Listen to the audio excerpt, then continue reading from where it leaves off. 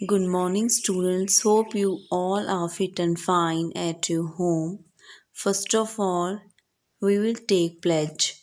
I, Rajandeep Kaur, commit to be vigilant and bear in mind at all times the risk to myself and my colleagues from COVID 19. I promise to take all necessary precautions that prevent the spread of deadly virus. I promise to follow and encourage others to follow the key COVID appropriate behaviors. To always wear a mask or face cover, especially when in public places, to maintain a minimum distance of 6 feet from others, to wash my hands frequently and thoroughly with soap and water. Together, we will win this fight against COVID 19. Today, we are going to start our chapter number 7 under title Sandeh. As you know, beta, संदेह chapter जो लेखक जयशंकर प्रसाद जी द्वारा लिखा गया है। पहले हम जयशंकर प्रसाद जी के बारे में पढ़ेंगे।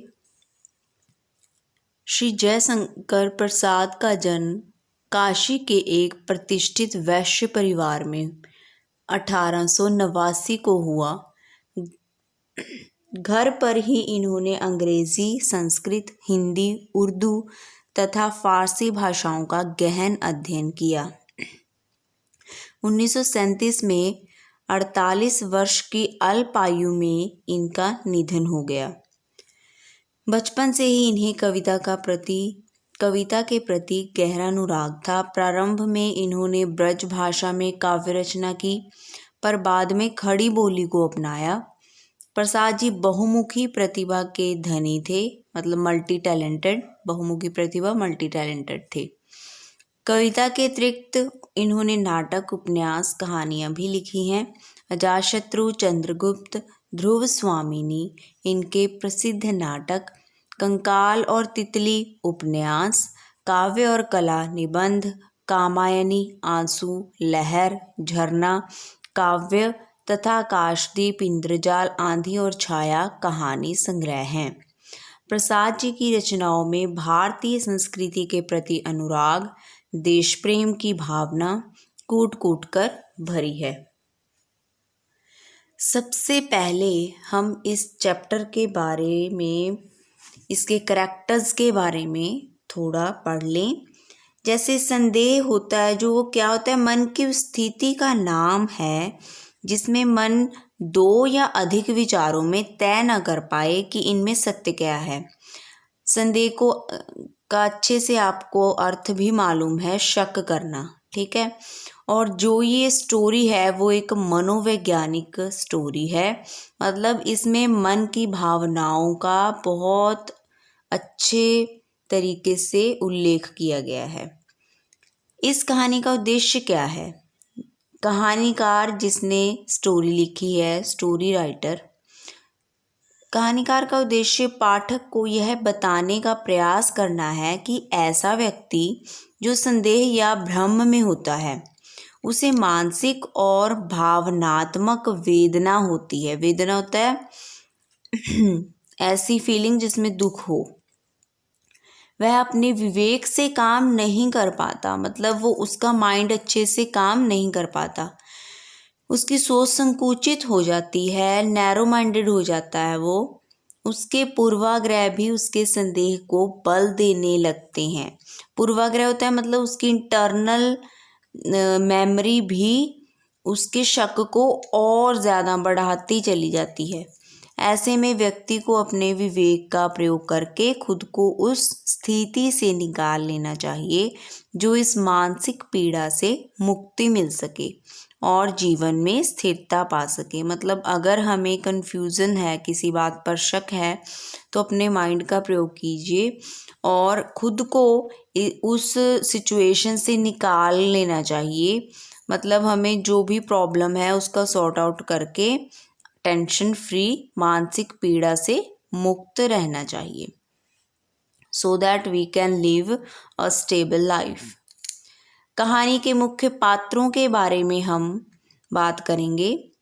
पहले हैं राम निहाल, ब्रज किशोर, मोहन बाबू, मोहन की पत्नी मनोरमा भी है, और श्यामा विधवा किशोरी। इसमें राम निहाल मेन हीरो है इस स्टोरी का। ब्रज किशोर जिसके अंडर राम निहाल काम करता है, मतलब राम निहाल का आगे बॉस है वो ब्रज किशोर है।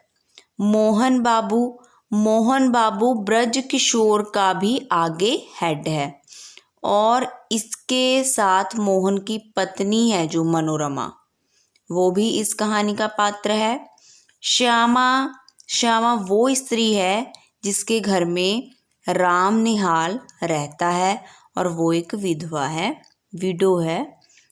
उसके बाद किशोरी आती है। किशोरी एक हेल्पर है जो श्यामा के घर में रहती है। Now we will start a story. संदेह।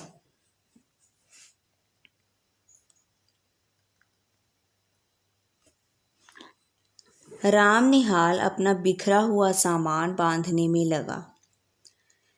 जंगले में धूप आकर उसके छोटे से शीशे में तड़प रही थी। मतलब जहाँ राम निहाल रहता था उस कमरे में बैठकर वो अपना सामान पैक कर रहा था, कहीं जाने की तैयारी में लगा था। जंगले में, जंगला होता है पता ही है आपको, जो ऊपर वाले कमरे की विंडो होती है, उसमें धूप आकर उसके छोटे से शीशे जो कमरे में लगा हुआ था उस पर पड़ रही थी। अपना उज्ज्वल आलोक खंड वह छोटा सा दर्पण बुद्ध की सुंदर प्रतिमा को अर्पण कर रहा था। उज्ज्वल आलोक खंड, उज्ज्वल मतलब रोशनी से भरा हुआ, आलोक खंड मतलब धूप का छोटा सा हिस्सा जो आसमान में से आ रही थी। वह छोटा सा दर्पण बुद्ध की सुंदर प्रतिमा को अर्पण कर रहा था। उस रूम में एक महात्मा बुद्ध जी की मूर्ति रखी हुई थी, जिस पर वो आसमान में से आ रही थी धूप, वो पड़ रही थी, किंतु प्रतिमा ध्यान मग्न थी। जैसा कि आपको पता ही है, महात्मा बुद्ध जी की मोस्टली मूर्तियाँ वो होती हैं जिसमें वो मेडिटेशन कर रहे होते हैं, मतलब वो ध्यान मग्न थी मूर्ति। उसकी आंखें धूप से चौंधियाती नहीं थी। मूर्ति है, जैसे हमारी आंखों में अगर धूप पड़े तो चौंधियाने लगती हैं, बट वो मूर्ति हैं, there will be no effect on idol. प्रतिमा का शांत गंभीर मुख और भी प्रसन्न हो रहा था, किंतु राम निहाल उधर देखता न था। मतलब जब उस प्रतिमा पर, उस मूर्ति पर धूप पड़ रही थी तो उनका महात्मा बुद्ध जी का मुख और भी अच्छा लग रहा था, और भी हाईलाइट हो रहा था। लेकिन राम निहाल जो उसी कमरे में बैठा था उसने ये चीज़ नोट नहीं की। उसके हाथों में था एक कागज़ों का बंडल, जिसे संदूक में रखने से पहले वह खोलना चाहता था। पढ़ने की इच्छा थी, फिर भी न जाने क्यों हिचक रहा था और अपने को मना कर रहा था, जैसे किसी भयानक वस्तु से बचने के लिए कोई बालक को रोकता है। मतलब उसके पास कुछ ऐसे पेपर्स थे, ऐसे लेटर्स थे जिनको वो पढ़ना चाहता था, लेकिन पढ़ते हुए थोड़ा डर रहा था। बंडल तो रख दिया, पर दूसरा बड़ा सा लिफाफा खोल ही डाला। एक चित्र उसके हाथों में था, चित्र फोटो, और आंखों में आंसू थे। कमरे में अब 2 प्रतिमाएं थी। अब देखो रूपक अलंकार इसमें यूज किया गया है। बुद्ध देव अपनी विराग महिमा में निमग्न, मतलब एक तो बुद्ध देव थे, महात्मा बुद्ध जी, उनकी मूर्ति थी जो अपने मेडिटेशन में मग्न थे। और दूसरी मूर्ति किसको बोला है यहाँ पर? राम निहाल, राग शैल सा अचल, मतलब राम निहाल जो पत्थर जैसे अचल थे, मतलब नो मूवमेंट, उसमें कोई भी हलचल नहीं थी, वो हिलजुल नहीं रहा था राम निहाल, जिसमें से हृदय का द्रव आंसुओं की निर्झरणी बनकर धीरे धीरे बह रहा था।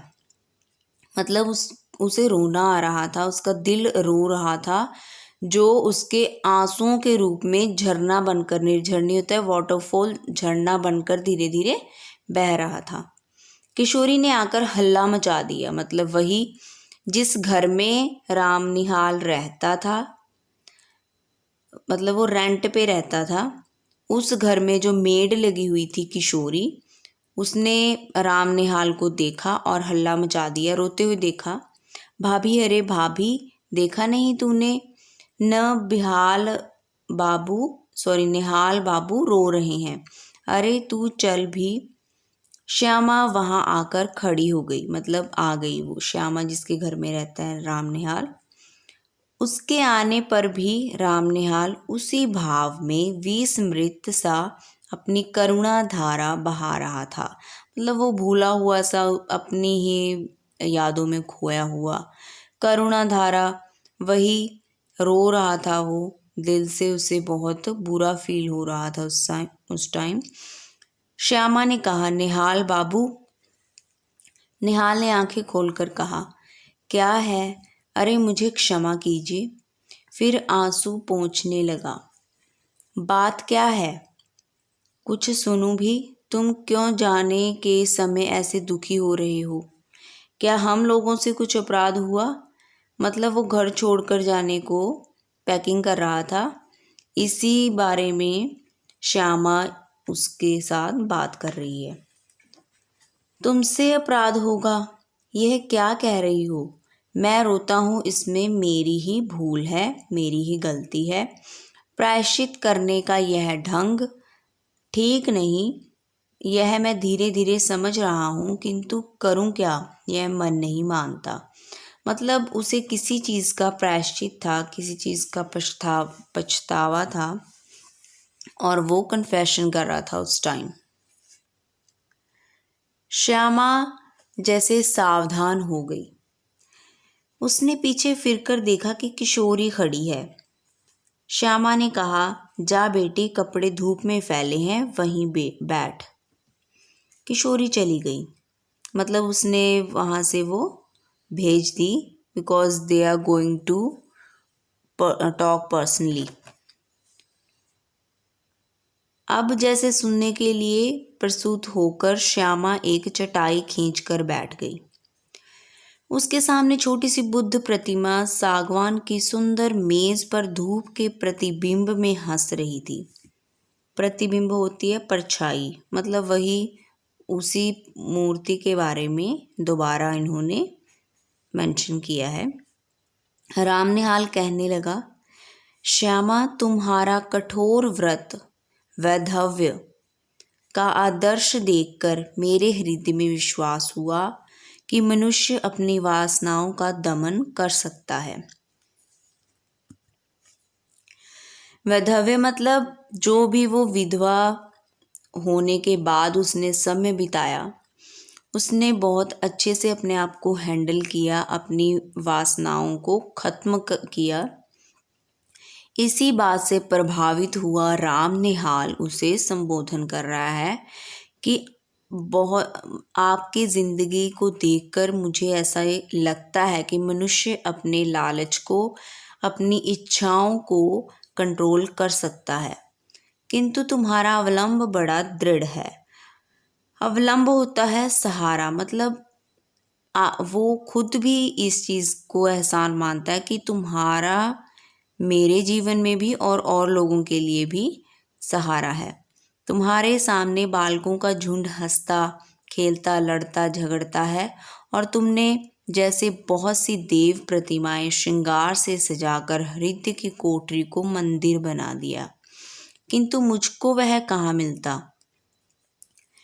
उसने कहा कि बच्चों के साथ आप हंसती खेलती हो, और जो ये मूर्तियां हैं बहुत अच्छे से आपकी दोस्तों के जैसे बिहेव करती हैं, और आपने जो हृदय की कोठरी में अपनी फीलिंग्स समाई हुई हैं वो भी एक मंदिर जैसी हैं।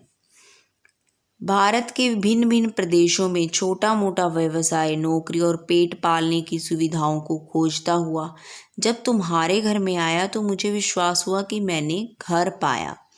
मतलब पहले वो भारत के कई स्टेट्स में गया हुआ था छोटा मोटा काम करने के लिए, नौकरी के लिए, जस्ट फॉर अपना पेट पालने की सुविधाओं के लिए। इधर उधर वो बहुत भटक रहा था, लेकिन उसे कभी भी घर की फीलिंग नहीं आई। बट जब वो श्यामा के घर रेंट पे रहने आया, तब उसे विश्वास हुआ कि ये मेरा अपना ही घर लग रहा है। उसे अपने घर वाली फीलिंग आई थी। मैं जब से संसार को जानने लगा, तभी से मैं ग्रहहीन था। मतलब जब मैं दुनियादारी में पड़ गया, तब से ही मुझे कभी लगा ही नहीं कि मेरा भी कोई घर है। मेरा संदूक और ये थोड़ा से सामान जो मेरे उत्तराधिकार का अंश था, अपनी पीठ पर लादे हुए घूमता है। मतलब उसके पास सिर्फ एक संदूक था और थोड़ा बहुत सामान था जो उसके मतलब जो उसके उत्तराधिकार का अंश था, मतलब जो उसे विरासत में मिला था, यही चीज़ उसका, क्योंकि कोई घर नहीं था। अपनी पीठ पर लादे हुए घूमता है, वही जहाँ भी जाता है ये थोड़ी सी चीज़ें वो अपने साथ ले जाता है। ठीक उसी तरह जैसे कंजर अपनी गृहस्थी टट्टू पर लादे हुए घूमता है। मतलब जैसे कोई कंजर होता है जिसका कोई अपना ठिकाना ना हो, वो एक व्हीकल पर इधर उधर घूमता रहता है जिसका कोई परमानेंट हाउस ना हो। मैं चतुर था, इतना चतुर जितना मनुष्य को नहीं होना चाहिए, क्योंकि मुझे विश्वास हो गया है कि मनुष्य अधिक चतुर बनकर अपने को अभागा बना लेता है और भगवान की दया से वंचित हो जाता है। मतलब अपने आप के बारे में इसमें बात कर रहा है कि मैं बहुत चालाक बनता था, इतना चालाक बनता था कि जितना आदमी को बनना नहीं चाहिए।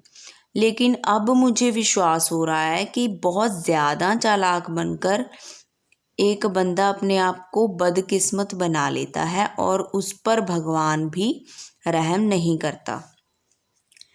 मेरी महत्वाकांक्षा, मेरे उन्नतिशील विचार मुझे बराबर दौड़ाते रहे।